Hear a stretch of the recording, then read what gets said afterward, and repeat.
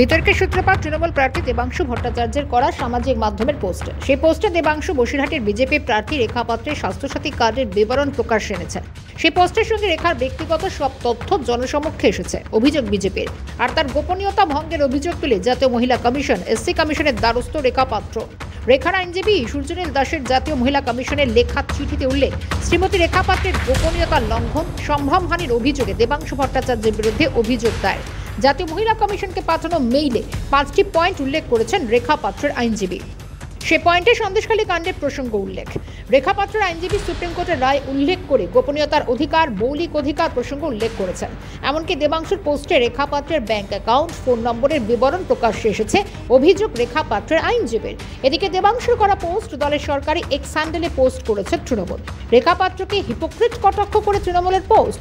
মমতা বন্দ্যোপাধ্যায়ের প্রকল্পের সুবিধা নিয়ে দিল্লির জমিদারদের দিকে ঝুঁকেছেন রেখা পাত্র।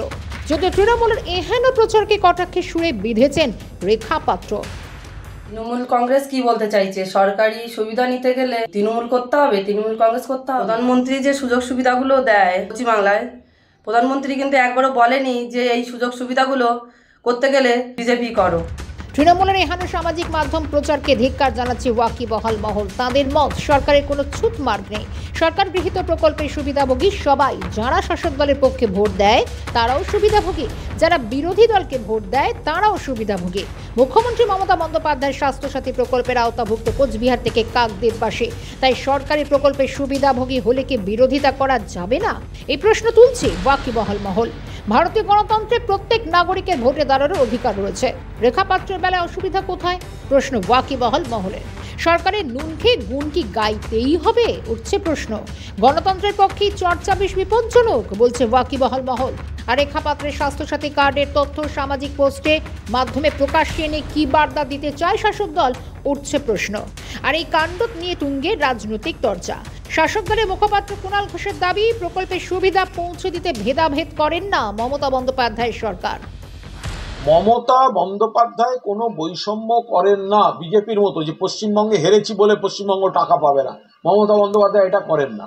বসিরহাটের যিনি বিজেপির প্রার্থী হয়েছেন তিনি তো রাজ্য সরকারকে ভালো বলে মনে করেন। ভালো সরকার, ভালো স্কিম, সেই স্কিমগুলো তিনি তাঁর এবং তার পরিবারের মঙ্গলে কাজে লাগান।